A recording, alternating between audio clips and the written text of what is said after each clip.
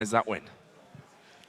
Thank you very much, gentlemen. Another solid performance there coming out of H2k, just getting the picks they needed and then closing it out very cleanly. And in the first game, SK Prime came out with the Akali pick, this time a counter pick to Kassadin. I don't know if that's what I'm supposed to call it. We've seen a couple here over yesterday as well with the Swain, with the Alistair. What's your report card on the Kassadin? So, okay, that's a fail. I mean, I'm going to be very honest about it. It's the first time we've seen Smitty playing Kassadin. It's the first time we've actually seen Z's playing Tristana in the EU Challenger Series as well. So they're pulling out new champs. But there was very little innate synergy. Orianna, as well as the Kha'Zix, there's no default champion that can go in to land a shockwave that can then stay in a fight. Everybody that was going to jump in was going to die instantly. On the other side of the coin, H2k had a much more well-rounded composition with that Maokai, with the Ari, and it was comfort picks. I mean, they've already won with that composition before, so I'm not entirely convinced by SK Prime pulling out the super late scaling comp, super late champion, super late scaling comp, when they're more of an aggressive team anyway. Yeah, and you got to wonder whether it's simply a case of, as Deficio mentioned, it's like, Kassadin's available, quick, lock it in. Who's going to play it? I don't want it. Anyone want it? And then suddenly it was like, oh, go on, I'll play it in the top lane. Against the Maokai is never going to work. Never got going, never got the resets. Never really had anything able to, because a Kassadin needs something to start the fight off. He can't be the one that goes in to start with. And you look at the team, there's nobody to go in to start with. The Kha'Zix is looking for resets. The Tristana's looking for resets. Everybody wants a reset. It wasn't going to happen. Yeah, I also just want to add to the fact, we've seen a couple of times where the Kassadin was looking for plays, would teleport a minute early for Dragon. Joe and Deficio were really highlighting how it was just very poor decision-making and poor planning on the side of SK Gaming Prime. And it's not something that you can get away with at this level. You can't waste those cooldowns. You can't be out of position when the team fights come around. Yeah, absolutely, especially not around those objectives. Let's actually take a look at one of the Dragon fights of the game. Let's pull that up on your screen where, well, H2k get their picks once again. Actually, just by chance, this is the Dragon fight that Smitty was late for. So if you look in the base, he's already recalled and he's trying to, hot tail it back to the Dragon pit as quickly as possible. Roll the clip out and you'll see H2k are grouped up as a nice 5-man unit. SK Prime get caught, and that's what an engage looks like. Oda jumps into 4 members of SK Prime. He's a tank, he's built like a tank, and he's going to survive long enough.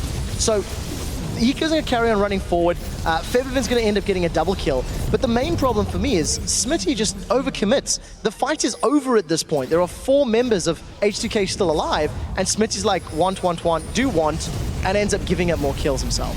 Yeah, it just went too deep. Absolutely too deep. More importantly, Odoamne, something we saw throughout that game. Splash twisted advances, and they were perfect. Started everything off. Like you said, that is an engage.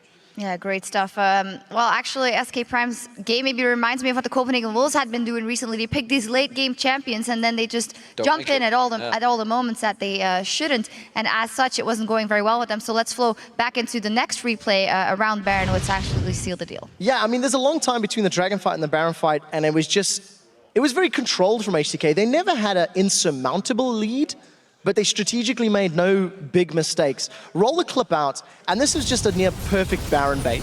H2k pull members of SK Prime in, and the instant they're in range of the skill shots, H2k react. Great Dark Bindings, another aggressive twisted advance, and all props to AOD. His Morgana was phenomenal. Yeah, it's just fantastic stuff, honestly. Overall, as a team, and you got to wonder now, is SKP on tilt here, because H2k are looking great. Of course, we wondered when they got through. They obviously knocked out Unicorns of Love. We thought, are they the real deal? Unicorns of Love looked fantastic yesterday. H2k, are they the #1 seed?